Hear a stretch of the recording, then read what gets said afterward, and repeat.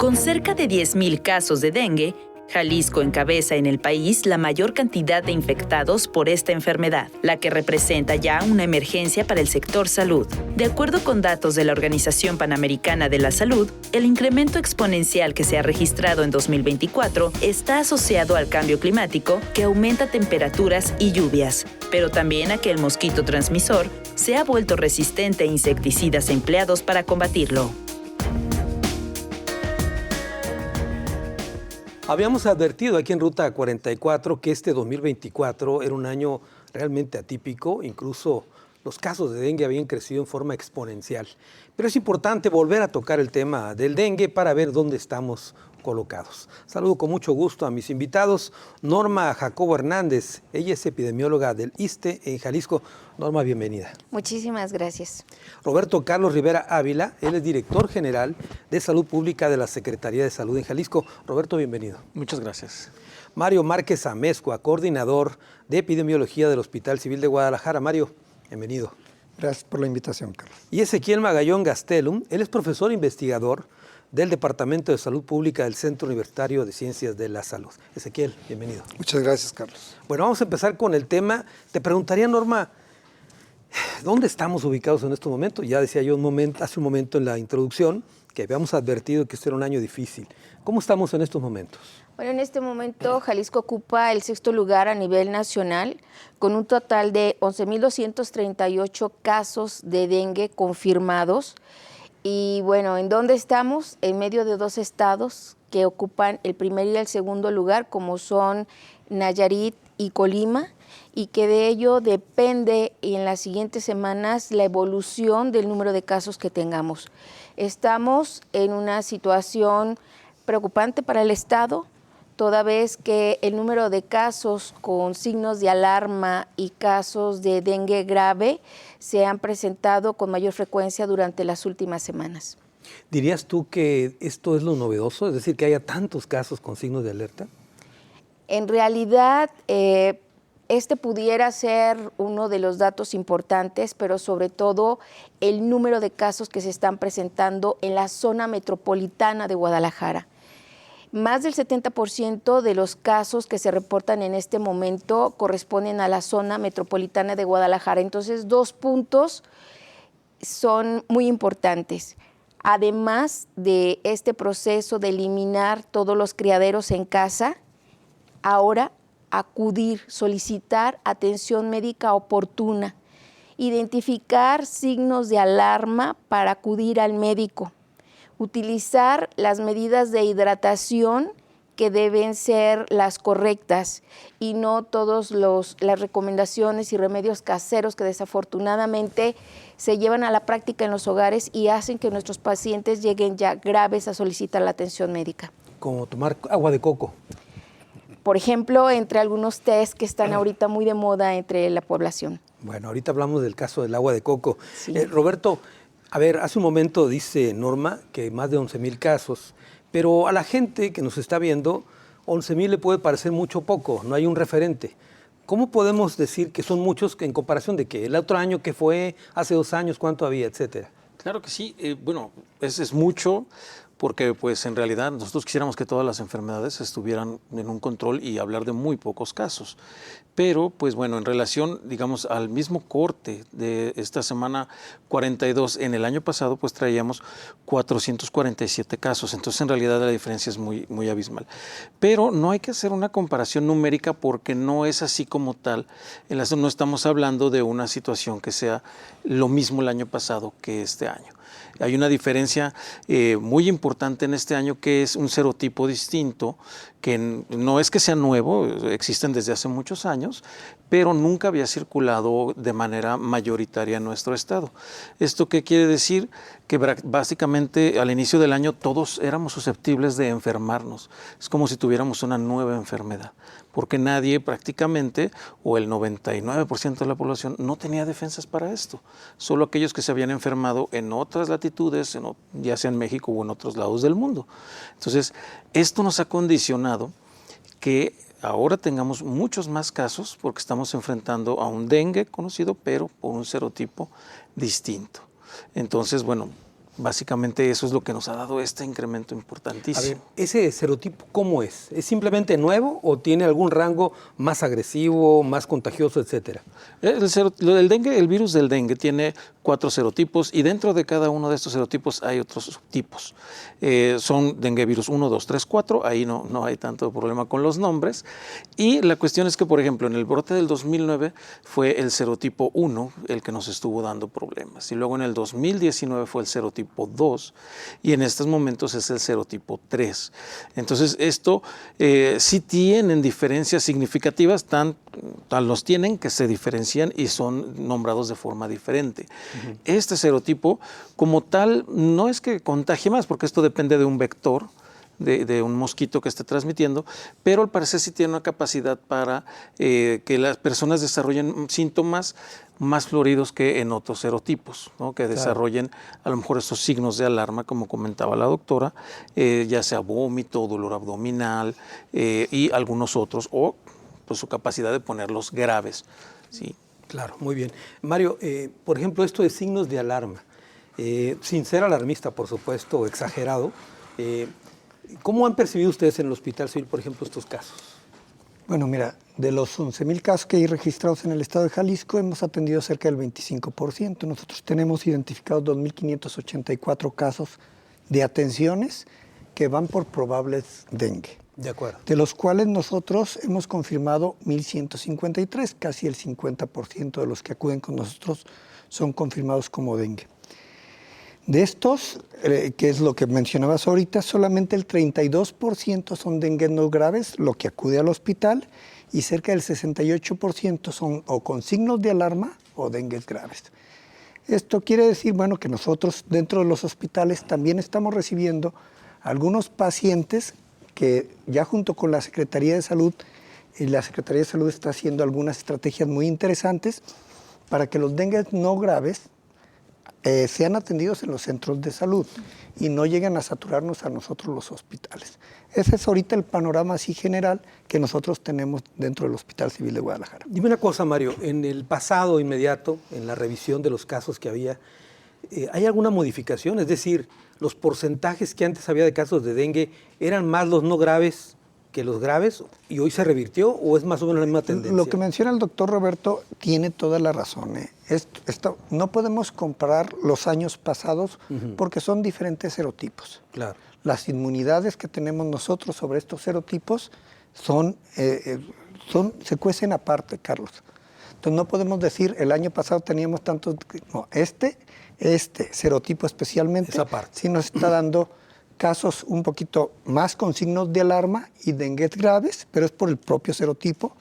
Y muchos de ellos, más bien la mayoría de los adultos, el 100% de los adultos, hay una característica que estamos viendo en los hospitales, que produce daño hepático. Daño hepático. Daño hepático transitorio, también no es un daño hepático permanente, es por el mismo virus que está atacando el hígado y por parte de lo que mencionaba la doctora Norma, que es muy importante, Carlos. A final de cuentas, una de las situaciones por las cuales podemos evitar complicarnos nosotros es simple y sencillamente con hidratarnos bien. Fíjate qué curioso, hablan de hacer distinciones con respecto a años pasados y yo encuentro también otra diferencia. Antes se hablaba de dengue hemorrágico y hoy se habla de dengue grave. Ahorita si quieren me aclaran eso. Ezequiel, una de las cosas, incluso la cápsula mencionaba eso, que aseguran es un factor importante, es la resistencia del mosquito. ¿Es cierto esto? Sí, claro. Los mosquitos, como tienen una velocidad de reproducción de una generación a otra, muy rápida, pues 12 días más o menos con estas condiciones ambientales, pues las generaciones van cambiando y van adquiriendo resistencia a los insecticidas. Dices tú que es muy rápido, pero ¿cuántos, por ejemplo, nacen de estos huevos, etcétera? Una hembra aproximadamente pone de 2.5 días alrededor de 150 huevos. 150 huevos. Sí. ¿Y cada 12 días? Sí, más o menos. No, de huevo adulto tarda aproximadamente 12 días. 12 y días. Después ya que llega adulto la hembra, cada 2.5 a 3 días pone 150 huevos. Durante 40 días, que es lo que dura más o menos la vida de una hembra. ¿Y cómo es que se volvieron resistentes, por ejemplo, a estos insecticidas? Se da por la aplicación constante, ¿no?, de los insecticidas. Lo que pasa que en una población de mosquitos automáticamente ya nacen resistentes. ¿Sí? Naturalmente. Entonces, al aplicar insecticidas, ¿qué hacemos? Seleccionamos a los resistentes. Al cabo de un tiempo, quedan nada más los resistentes y los susceptibles son los que eliminamos. Entonces, ese insecticida hay que volverlo a cambiar. Es lo que te iba a preguntar. ¿Y no hay que ir modificando también los insecticidas? Sí, claro.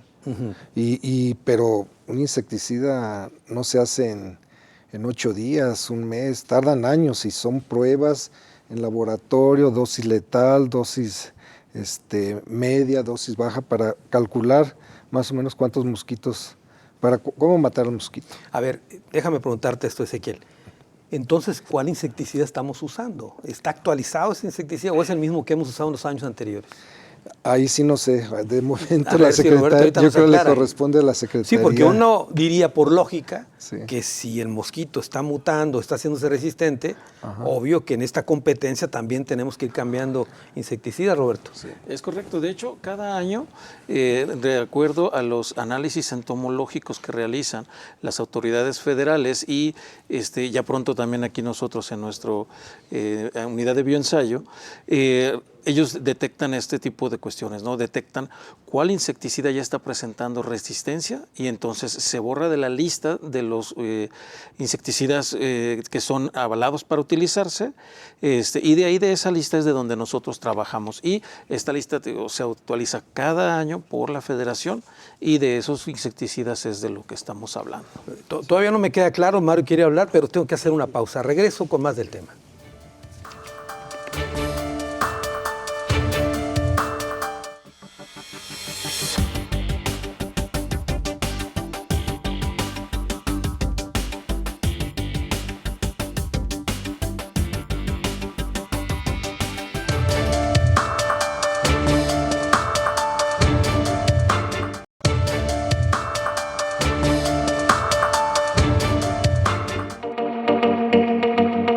Según el secretario de Salud, Fernando Petersen, el virus que transmite el mosquito, Aedes aegypti, ha mutado y ahora provoca más contagios, ya que existen 4 serotipos distintos que multiplican las posibilidades de enfermar. Además, que un solo mosco puede contagiar a 4 personas. Los expertos explican que los mosquitos que sobreviven a productos químicos transmiten su resistencia a las siguientes generaciones, además que tienen un ciclo de reproducción corto y en grandes cantidades. Dengue, nueva emergencia sanitaria, el tema que abordamos en Ruta 44. Mario, ¿querías hacer un apunte? Yo mi apunte es, realmente en esta batalla contra el dengue, yo creo que lo menos importante deben de ser los insecticidas. Porque a final de cuentas, la solución que nosotros, y la única vacuna actualmente es la comunitaria, y está en nuestras casas. Si nosotros tenemos limpias nuestras casas, de veras, no vamos a tener el vector y por lo tanto no vamos a necesitar insecticida. Y hablando de insecticidas, yo creo que para no dejar una mala impresión, los insecticidas que se utilizan por el sector salud son insecticidas que están siendo evaluados constantemente y se están utilizando los que tienen la efectividad específica para matar los moscos en caso necesario, porque no es nomás ir y fumigar sin una metodología específica. A ver, entonces lo que me quieren decir es que si los mosquitos se han hecho resistentes al insecticida, los insecticidas que se emplean ahora también están actualizados. ¿Eso me están diciendo? Sí, claro.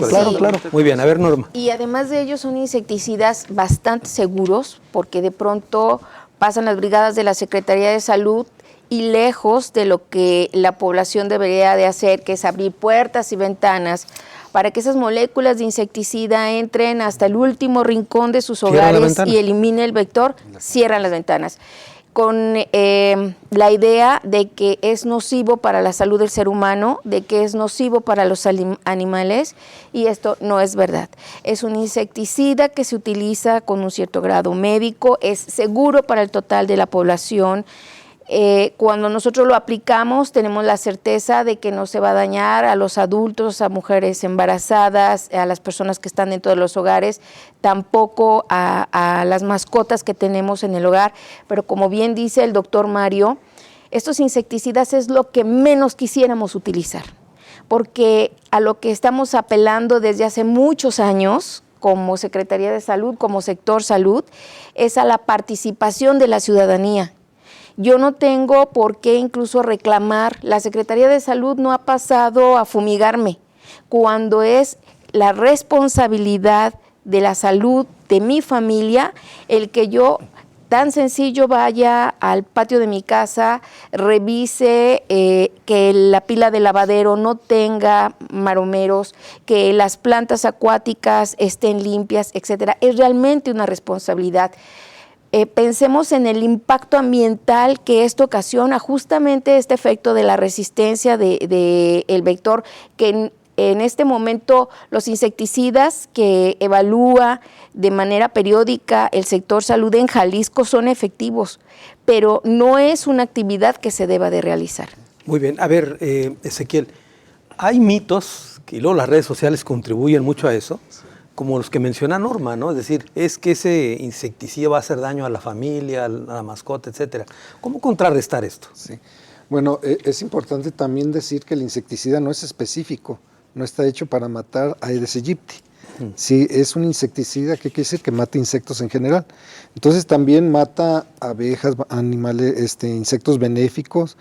De repente hay animales o hay gente que es susceptible, no hay que descartar, hay gente, incluso el abate que es, utilizado y no, pero hay gente que se baña y le da comezón, pero es muy mínima la cantidad. ¿El abate es el que echan en el tinaco? El herbicida, sí, que va en el agua, pero igual para pasa lo mismo, ¿no? Como usar un perfume, un labial, claro, un maquillaje, hay gente que pero es mínima.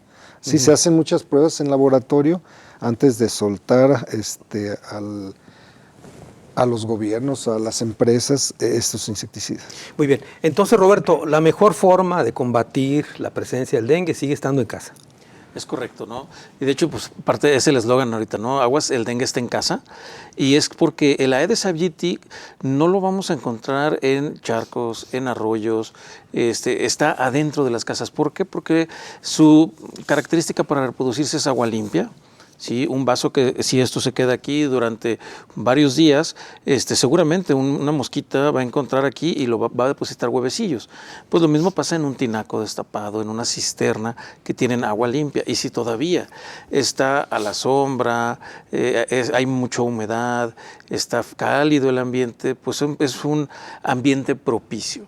¿Sí? Entonces, efectivamente, tenemos, como dijo la doctora, que controlar este tipo de cuestiones, porque si yo controlo mi tinaco, la pila de mi lavadero, plantas acuáticas, el botecito donde toma agua mi mascota, una cisterna, pues la verdad es que a la postre no necesitaríamos nosotros o nuestros compañeros brigadistas depositar un químico ahí para matar a la larva o fumigar para matar un insecto adulto, porque como bien dice el compañero investigador, no es inerte, y estamos hablando principalmente, por ejemplo, de las abejas, ¿no? Que sabemos la gran importancia que tienen. Entonces, la idea de esto es que si todos controlamos estos criaderos que tenemos en casa, pues no vamos a necesitar a la postre insecticidas. Ahí hay otro mito, ¿no? La gente supone que el dengue también se reproduce en agua estancada, y no, le gusta el agua limpia. Le gusta el agua limpia y aparte porque parte de su forma de reproducirse,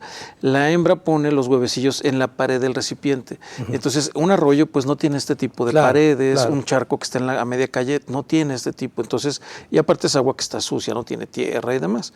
Entonces, la hembra del mosquito lo que busca es esto, ¿no? Un criadero con agua limpia y como bien comentaban, ¿no? Cada una pone 150 huevos, una sola. Y que estos huevecillos en aproximadamente 7, 8 días van a salir todos. Pero si llega a un tinaco 100 hembras y ponen 150 huevecillos cada una, pues entonces si hacemos la ecuación, pues un solo tinaco nos puede surtir toda una colonia. Ahí la importancia de lo que comentó la doctora. la responsabilidad de cada uno al mantener su casa sin criaderos, pero también la responsabilidad del vecino, ¿sí? Claro. Y pues para no tener nadie, ¿sí? Porque es la forma de cuidarnos como sociedad. Es lo que te iba a decir, porque ¿cuál es el rango de distancia, por ejemplo? Más o menos alrededor de 200 metros. 200 alrededor de 200 metros. Sin embargo, hay una situación que es muy importante. A través de los años, la zancudita de la Aedes aegypti ha evolucionado en su manera de sobrevivir en el medio ambiente. Anteriormente nosotros no encontrábamos Aedes aegypti por arriba de 1000 metros a nivel del mar. No teníamos brotes en la región de Colotlán. Había varios municipios en Jalisco que no tenían la presencia del vector. Hoy tenemos brotes en Colotlán, tenemos brotes en donde nunca lo hubiéramos imaginado por las condiciones y temperaturas. La zancudita anteriormente volaba 200 metros, dejaba sus huevecitos en un recipiente. Hoy, como sentido de supervivencia, los deposita en varios contenedores, o sea, no apuesta solamente a uno. Claro. Ha venido evolucionando, inclusive en su morfología, hoy convive dengue y zika, dengue, chikungunya, pero nosotros como sociedad no hemos avanzado. Seguimos reclamando y esperando a que la Secretaría de Salud vaya y fumigue. Seguimos reclamando a que incluso la Secretaría vaya por todos los cacharros, claro, por todos los muebles viejos, eso por no todo aquello que me es útil. Entonces, es increíble cómo el vector ha evolucionado y nosotros como claro, sociedad no hemos dado esos mismos pasos. Mario, también se asegura que este mosquito ya no es de una estación nada más, sino está presente casi todo el año, ¿no? Fíjate, nosotros en los hospitales civiles, en las semanas epidemiológicas, en todas las semanas epidemiológicas hemos atendido pacientes con dengue. Entonces sí, ya es todo el año, es una situación específica. Claro que en los lugares más cálidos, en inviernos, y hay más presencia. Nosotros en los lugares en donde hace más frío, realmente no tenemos tantos casos. Pero sí hay. Pero sí hay. Seguimos Eso teniendo. significa que también es resistente. Lo que dice Norma, a Norma y a mí nos tocó, cuando estábamos los dos de jefe de departamento, veíamos cómo era una enfermedad, inclusive hicimos el servicio social en una región que es Autlán, los dos, y veíamos que era una enfermedad específica de la costa. Claro. Y cuando ya trabajamos en la Secretaría de Salud, no queríamos que fuera a llegar a la zona metropolitana de Guadalajara. Así es. Y después veíamos muy lejano que llegara a Tepatitlán, mucho menos a Colotlán. Entonces sí, la adaptación del mosquito o de la mosquita sí se ha dado de una forma muy, pero muy importante, Carlos. Es que la mosquita es la que transmite el virus. Sí, la hembra es la que transmite el virus. Y sí, hay que hablar de adaptación del mosquito al ecosistema humano, ¿no? Sí. Y también aquí hay que meter una variable muy importante que es cambio climático. Sí, la temperatura no es la misma ya desde hace años. Incluso el DF, no sé si han leído, desde el 2007 hay un estudio que reporta la presencia de Aedes aegypti que tiene 2.400 metros de altura. ¿Por qué? Porque la temperatura... Nueva York se jactaban que nunca iban a tener dengue y ellos desde el 2013 ya tienen casos endémicos, ¿no? Entonces, el mosquito, debido al cambio en el planeta, a las temperaturas, ha expandido su distribución. Y otra cosa que hay que aclarar en cuanto a distribución local es que los mosquitos se suben a los camiones, se suben a los taxis, se suben a nuestros coches, a los elevadores, a los aviones, también en el avión, en el tren, en el metro, en todos lados. Entonces eso le ayuda a moverse, ¿no? A grandes distancias, incluso dentro de la zona metropolitana. Bueno, este super mosquito que se adapta a todo, se adapta a la cabina de un avión también, entonces. Claro, porque va presurizado adentro del avión y sobrevive incluso a la temperatura adentro del avión. Fíjense que ustedes han estado comentando que no haga comparaciones con otros años. Sin embargo, yo encuentro un factor que sí hay que referirlo, el tema del cambio climático que tú dices. Sí, o sea, claro. No es lo mismo hace unos años a cómo ha ido ahora evolucionando el cambio climático. ¿Es correcto? Sí, incluso las precipitaciones tan abruptas que llueve y causan más criaderos en diferentes zonas, ¿no? Muy bien, tengo que hacer una pausa. Regreso contigo, Norma. Regresamos con más del tema.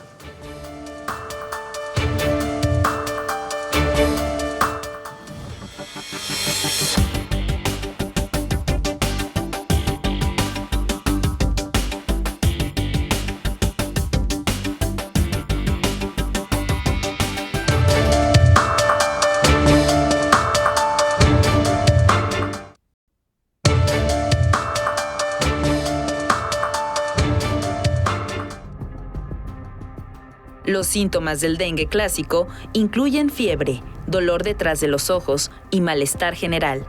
Sin embargo, las autoridades de salud manifiestan preocupación por los elevados casos con signos de alerta que se han registrado en el estado. Este tipo de dengue, que puede derivar en la categoría de grave, provoca dolor abdominal intenso, dolores de cabeza, pérdida de líquidos, náuseas, diarreas y hemorragias, lo que puede llevar a los enfermos a una hospitalización de emergencia, ya que puede ser fatal. Dengue, nueva emergencia sanitaria, es el tema que abordamos en esta ocasión aquí en Ruta 44. ¿Querías comentar algo, Norma? Sí, justo respecto a esta situación del cambio de clima, a mayor temperatura, que es lo que va a ocurrir durante los siguientes años, existe algunas declaraciones en la Organización Mundial de la Salud que se espera incluso el incremento de estos casos y brotes debido al cambio climático. Incluso hay países en Sudamérica que reportan que esta transición de el mosco de larva a mosco adulto ya no es de 12 días, sino existen algunos lugares que reportan que este periodo se ha cortado entre 5 y 7 días. Es por las condiciones climáticas de esa zona. Así es. Yo te quería preguntar a propósito de la cápsula que escuchamos, que es muy importante a la gente que nos está viendo, que hablemos un poco de lo que son el dengue con signos de alerta. ¿Cuál es? ¿Qué diferencia hay al dengue clásico? Tenemos el dengue clásico, que es lo que todos conocemos a través de los años, la fiebre, que puede presentarse o no. Claro. Dolor de huesos, dolor de músculos, dolor detrás de los ojos. Y cuando concluye este periodo de fiebre, sigue una siguiente etapa en donde pueden presentarse signos de alarma. Es un paciente que puede presentar dolor abdominal y ojo con ello, porque aunque la población lo considera un síntoma que tal vez no le da la importancia, es justamente el signo que nos habla de que es importante la atención médica, es justamente ahí. El dolor abdominal, los vómitos persistentes, un paciente que tiene fatiga o irritabilidad y que puede tener el sangrado de algunas mucosas, como puede ser encías, sangrado por la nariz. Y después de ello puede venir una etapa que es la etapa del dengue grave, un paciente que se encuentra ya en estado de choque o que tiene alguna alteración importante a nivel de sus órganos, principalmente hígado, como bien lo comentaba el doctor Mario. No sé si quisieras... Roberto, yo te iba a preguntar, hace un más. momento decía yo por qué el sector salud cambió esta definición de dengue hemorrágico por dengue grave. ¿Por qué? Básicamente es una cuestión clínica. Cuando se describió la enfermedad, se describió en dos fases, ¿no? Un dengue clásico y un dengue hemorrágico, pero se clasificaba así hasta que una persona llegaba sangrando, lo cual dificultó en su momento la atención clínica y oportuna de unos pacientes. Entonces, clínicamente, conforme se fue avanzando con los años, se vio que había ciertos signos que nos indicaban que este paciente ya era para manejarlo de alguna forma en urgencias o en hospital antes de que llegara a presentar esos sangrados, que ya ahorita sabemos que un paciente que ya tiene sangrados a diferentes niveles es prácticamente un paciente con un muy, muy mal pronóstico, o sea, riesgo de muerte muy elevado. Entonces, esa clasificación clínica nos ayudó a mejorar el manejo de los pacientes y la detección oportuna de quién tenía que irse a una sala de urgencias, a una hospitalización o a una terapia intensiva. ¿Dirías tú entonces que hasta que no apareciera la hemorragia decían que era un dengue grave, por decirlo de alguna manera? Y ahora, hoy se anticipan las cosas, ¿no? Exactamente. Los signos de alarma nos sirven para que la población misma, el paciente mismo los identifique y sepa que si presenta alguno de los signos que nos comenta la doctora, dolor abdominal intenso, vómito persistente, que hablaremos de 3 episodios de vómitos en una mañana, ya con eso es un vómito persistente, estar somnoliento el paciente, irritable, pues hay que ir a urgencias, no hay que ir a una consulta, ahí sí ya no hay que ir a un centro de salud, ahí se tienen que ir a un hospital. ¿Por qué? Porque ahí los van a revisar, van a tomar exámenes pues, de sangre, a lo mejor de imagen también, y van a determinar si se requiere un manejo de unas cuantas horas en urgencias o si requiere de una hospitalización de varios días o inclusive una terapia intensiva y pues con las consecuencias que esto tiene. A ver, aquí hay que abonarlo a Ruta 44. Terminemos con un mito. ¿El agua de coco, Roberto, sirve para, digamos, combatir al dengue? Pues es un líquido natural que sí trae ácidos grasos, proteínas, trae ciertas sustancias naturales que pudieran servir. La recomendación es agua o suero como tal. Y me quisiera enfocar en lo que no recomendamos. A ver. No jugos, mucho menos, ni naturales ni procesados. No bebidas energéticas deportivas. Claro. No bebidas con alto contenido de azúcar, esto es no refrescos, Claro. nada de eso. Es agua ¿Por y qué? de suero ¿Por qué, oral, Roberto? Porque traen unas altas cantidades de glucosa. Y entonces nuestro hígado, nuestro páncreas, que son órganos diana del dengue, o sea, órganos que se ven muy afectados con dengue, de por sí ya están inflamados y con una falla, como comenta el doctor Mario, y los ponemos a trabajar más, entonces vamos a, pues, como en vez de ayudarle, vamos a echarle la puntilla. Norma trae ahí su suero oral. Ahorita nos platicas de eso. Mario, ¿hay una vacuna contra el dengue? ¿Es cierto o no hay? Sí hay vacunas contra el dengue, hay 2 vacunas contra el dengue. Una de ellas ya inclusive tuvo autorización en nuestro país, pero se vieron que había algunas situaciones específicas para algunas personas que agravaba la enfermedad o detonaba más la enfermedad.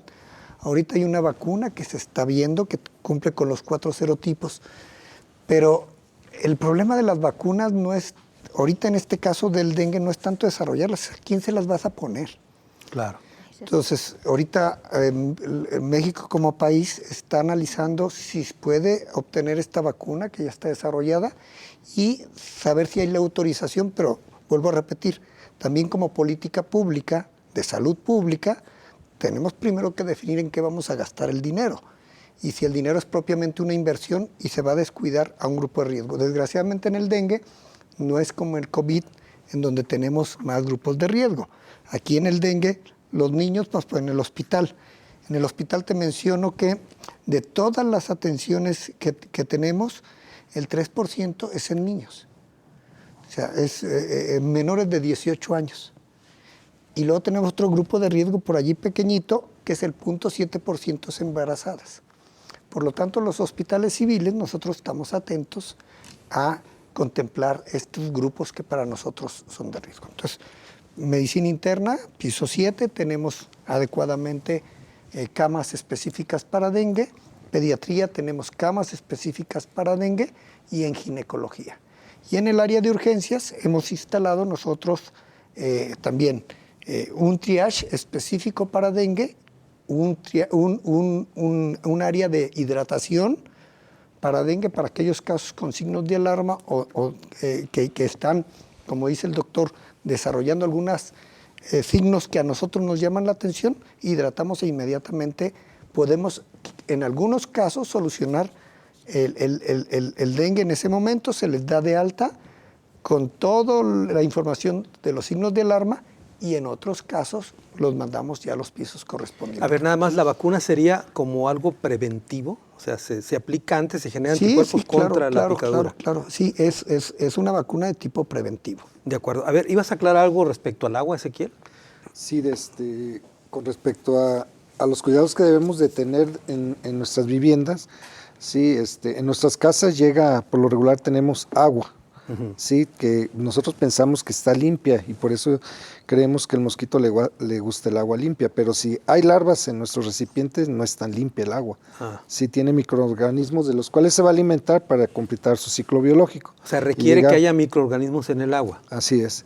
Y el agua se contamina muy fácilmente. A ver, lo que me estás diciendo, me estás describiendo el agua del Ciapa, ¿no? El que llega del Ciapa, no viene limpia. ¿Esa, por ejemplo, podría ser un ejemplo? Bueno, yo he platicado eso y me dice el Ciapa, nosotros nos responsabilizamos cuando sale el agua. Una vez que entra a las tuberías, llega a los tinacos y a los aljibes, pues ahí ya es responsabilidad de nosotros. Si no les damos un mantenimiento adecuado, pues esa agua se contamina, ¿no? Sí. O las echamos en cubetas y las dejamos ahí reposando, no las tapamos, pues también se hace un criadero. A ver, pero hay otra cosa, perdón. A ver, ¿qué vas a hacer una acotación sobre eso? Yo he visto análisis bacteriológicos del agua que tenemos, que viene del Ciapa, y realmente lo que más nos importa a nosotros que traiga bacterias no tienen, ¿eh? No tiene. Bueno, muy bien. A ver, Ezequiel, ¿termina la idea? No, les iba a decir que también el mosquito se ha adaptado tanto al ecosistema humano que aprovecha cualquier recipiente, cualquier estructura que almacena agua para reproducirse. Hasta una corcholata, ¿cierto? Sí, en taparroscas, bueno, la semana pasada en un dispensador de agua caliente y fría, en la bandejita, ahí había larvas y huevecillos, yo me quedé asombrado. Pero hay otra cosa que también debemos de tener cuidado alrededor de nuestra casa, ¿sí? Autos abandonados después de esta lluvia se convierten en criadero. Los árboles tienen oquedades y está bien que cuidemos nuestra casa, pero también hay que voltear un poquito afuera, porque a veces se están criando en nuestras banquetas, en los árboles, en los resumideros, bocas de tormenta, que si bien en esta época deja de llover, no circula agua, se estanca y es ideal para que se reproduzca. ¿En los floreros? ¿Dónde está ahí?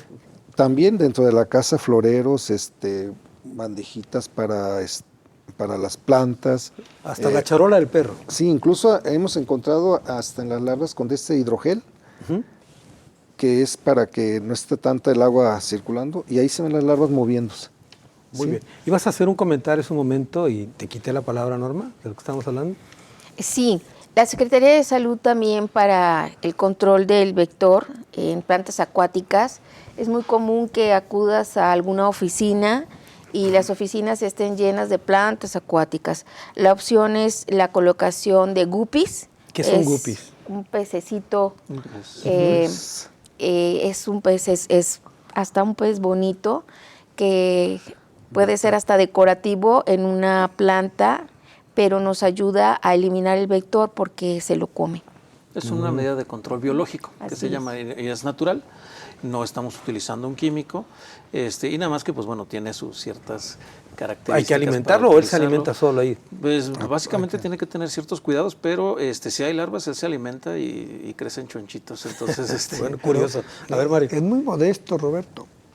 En la Secretaría de Salud les regalan los guppies. Sí. es correcto, tenemos a donde A acuden ver, a las ¿guppies se ferias. llaman? El pez Sí. guppy. Perdón mi ignorancia, pero ¿cómo es ese pez guppy? Pues es un pez muy pequeñito y de hecho tiene colores bastante Sí. bonitos. Y pues bueno, en las ferias de salud se ponen a disposición de la población para que se los lleve y los ponga en ciertos depósitos. De acuerdo. Obviamente no está recomendado, por ejemplo, para un tinaco. Ah, de acuerdo. Porque, Pues pues, no, pues obvio, no lo va a poder termina hacer. uno Es comiéndose una guppy. pecerita, una planta Sí. acuática, Sí. que las que ayuden ahí al control. Y pues bueno, efectivamente, ¿no? Hacemos todo esto en la capacitación que dan los compañeros de vectores en estas visitas casa por casa para dar la promoción. Bueno, con esta imagen del pez come mosquitos, vamos a la pausa, regreso a las conclusiones del programa. Muy bien.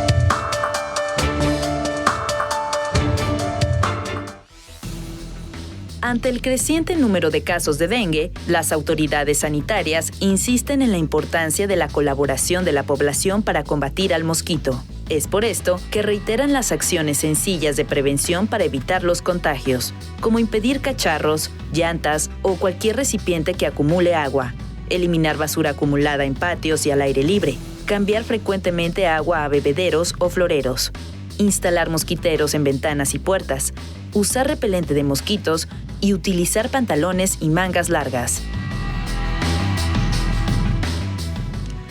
Dengue, nueva emergencia sanitaria, el tema que tocamos en esta ocasión aquí en Ruta 44. Estamos llegando a la parte final del programa. Vamos como siempre a las conclusiones. Comienzo contigo, Norma. Muchas gracias. Bueno, pues la primera de ellas preguntaba sobre el agua de coco. La verdad es que no es recomendable, como bien decía el doctor.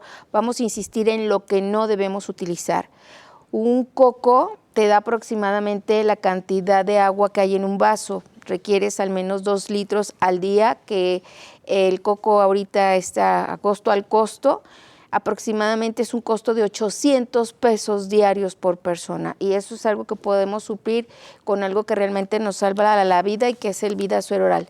Este sobrecito contiene todo lo que puede ayudarnos a revertir esta situación y tiene un costo de apenas 6 pesos, pero además en el centro de salud es totalmente gratuito. O sea, la primer medida es hidratarnos. Anteriormente relacionábamos dengue, paracetamol y decíamos, ¿a qué voy con el médico si me va a dar paracetamol? Hidratarnos con Vida Suero Oral es lo que debemos hacer en cuanto iniciamos con los signos de dengue, especialmente cuando concluye la etapa febril. ¿Por qué no agua de coco? Contiene una gran cantidad de glucosa, 4 veces más que lo que tiene un sobrecito de Vida Suero Oral. Entonces, no utilizarlo, como bien decía el doctor, el incremento de azúcar nos va a dañar más el hígado, que está afectado en ese momento por el dengue. Y ahora que viene el Día de Muertos, el día 1 de noviembre, 2 de noviembre, en donde la población acude al panteón, por favor, utilice un repelente que evite que usted pueda ser picado por uno de estas zancudas y que le vaya a generar esta enfermedad. Que ya nos platicaba Ezequiel que las zancudas en el cementerio crecen bastante grandes. Sí. Muy bien. Roberto, tus conclusiones, por favor. Gracias. Pues evidentemente es un problema que tenemos en este momento de dengue en el estado. Es importantísimo que todos colaboremos eliminando los criaderos de nuestras casas, y que no nada más es una acción que nos va a ayudar contra el dengue, como bien comentaban los compañeros de la mesa. Si yo tengo mi tinaco destapado, ahí puede caer una paloma, cae polvo, cae tierra, una infinidad de cosas que puede contaminar mi agua, y es con la que me baño, lavo los dientes. Entonces, eliminar estos criaderos no nada más me ayuda contra el dengue, me ayuda contra muchas otras cosas. Si yo tengo signos de dengue, los que ya comentamos en el programa, lo ideal es no automedicarse. Si yo tomo un medicamento que no está en la dosis correcta y que no está indicado en dengue, lo que voy a hacer es, pues ahora sí literal, es un gancho al hígado, ¿no? Me voy a perjudicar mi hígado e incremento las posibilidades de que yo requiera una hospitalización y de fallecer, así literal. Entonces, no automedicarse, hidratarse muy bien, y si hay signos de alarma, acudir a un hospital. Están dispuestos, no tenemos en este momento saturación de las camas sensables. Pudiera parecer que las salas de urgencia sí están llenas, pero es que esta es la naturaleza de una sala de urgencia. Vemos una persona caída, una persona fracturada, una persona con un infarto. No todos van por dengue. No todos van por dengue, entonces...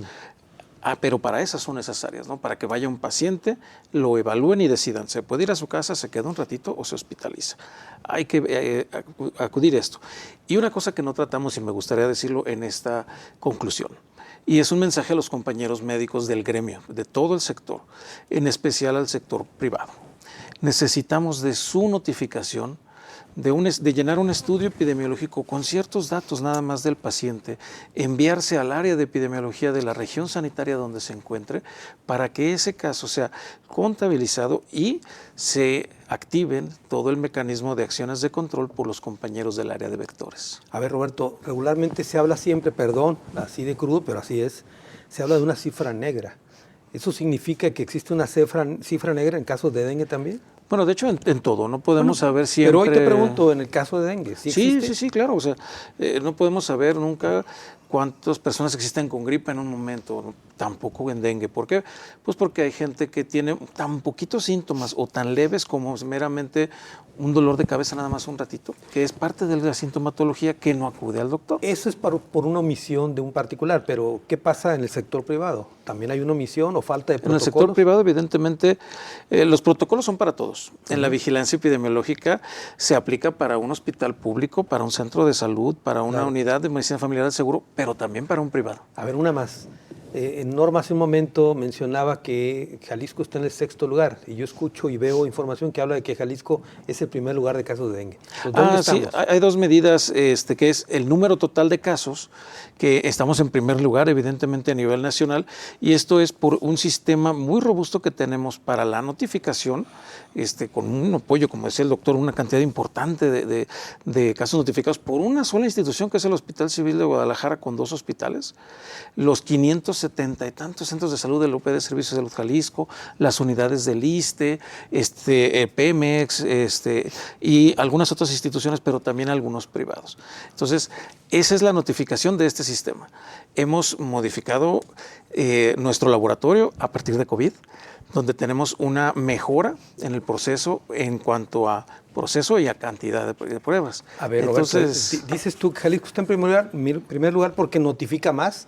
Es correcto. Quiere decir Totalmente. que en otros estados podría haber más casos, pero no los notifica. Bueno, muy bien, me quedo con eso. Mario, por favor, tus conclusiones. No, como parte del Hospital Civil de Guadalajara, la invitación es a prevenir desde casa. Sí. Y si una vez previniendo, de todos modos tuvimos la mala fortuna de contagiarnos por dengue, nosotros como Hospital Civil de Guadalajara también quisiéramos que acudan primero a la unidad de primer nivel de atención para que sean valorados, porque inmediatamente se nos van al Hospital Civil de Guadalajara, y en el Hospital Civil de Guadalajara tenemos un proceso que es un triage específico para catalogar a los pacientes. Entonces, como dice Roberto, no nomás tenemos dengue, tenemos balaceados, tenemos fracturados, tenemos personas con enfermedades también graves.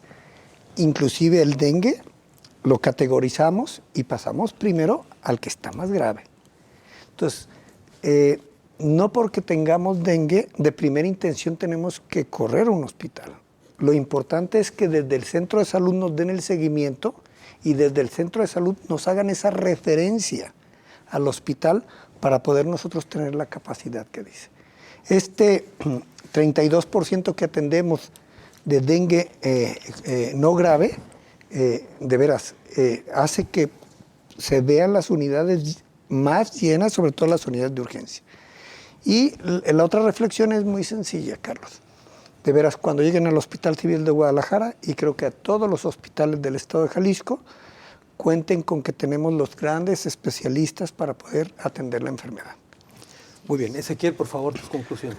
Bien, hay que tomarnos en serio esta enfermedad, todos como los habitantes de la ciudad de Guadalajara y donde hay casos de dengue, previniendo, ¿no? Revisando bien nuestros hogares y también no minimizar la peligrosidad del mosquito, porque a veces hay un mosquito y no le hacemos caso, ¿no? Hay que estar atentos y hay que protegerse, ¿no? Quizá el andar en la moda ahorita ocasiona que la gente, y por el clima, se vista con ropa holgada, sin mangas, que hacen short. Ahorita hay que usar zapato que cubra bien el pie, dejar atrás esos calcetines cortitos porque nos sentamos y exponemos el tobillo y al mosquito le gusta picar esa zona, ¿no? Blusas destapadas, manga larga hay que ponerse para contrastar y claro, comprarse un buen repelente, ¿no? En el caso de que salgamos a lugares donde creemos que hay casos, o ahora que viene el 2 de noviembre, que por lo regular eso se incrementa el número de casos, ¿no? Y también acuérdense que todavía no acabamos las lluvias, pueden presentarse, y hay criaderos, nada más falta que caiga tantita agua para que se reactiven y no llegue el frío, que es un elemento que nos ayuda a bajar, ¿no? Ayuda a alargar el ciclo, porque pues ya nos explicó el doctor, no deja de haber casos en todo el año. Pero eso sí nos detiene un poquito, ¿no? O sea, el frío alarga el proceso de reproducción, ¿eso te refieres? El ciclo. El ciclo. Sí, de huevo adulto lo alarga, ¿no? Porque aletarga su fisiología del mosquito. Ahora dices tú de las lluvias por sí solas generan posibilidades de zonas para los huevos, ¿no? Sí. No tanto en los hogares, sino... Y el clima. Sí. También el clima. Sí, claro. De acuerdo. Se conjuntan, ¿no? Y es un factor que detona. Al inicio de las lluvias hay calor y eso es lo que empiezan a reactivarse todos los criaderos. De acuerdo. Se nos pasó. ¿Ibas a comentar algo? Muy rápido. Complementando la respuesta del doctor Roberto, él decía que hay dos formas de medir y uno es el número total de casos, en donde Jalisco está en primer lugar, pero por número de tasa es cuántos enfermos tenemos por cada 100,000 habitantes. En Jalisco tenemos 128 por cada 100,000 y nos encontramos en el 6º lugar a nivel nacional. En primer lugar, Colima, con 496 enfermos por cada 100,000 habitantes. Epidemiológicamente, esta es la mejor manera de poder medir y comparar el número de casos. Si es con respecto a la población, dices tú. Con ¿no? respecto a la población, sí. No al número absoluto de casos. Así es. Bueno, ya nos quedó claro por qué sí estamos en primer lugar y también al mismo tiempo estamos en 6º lugar. Así es.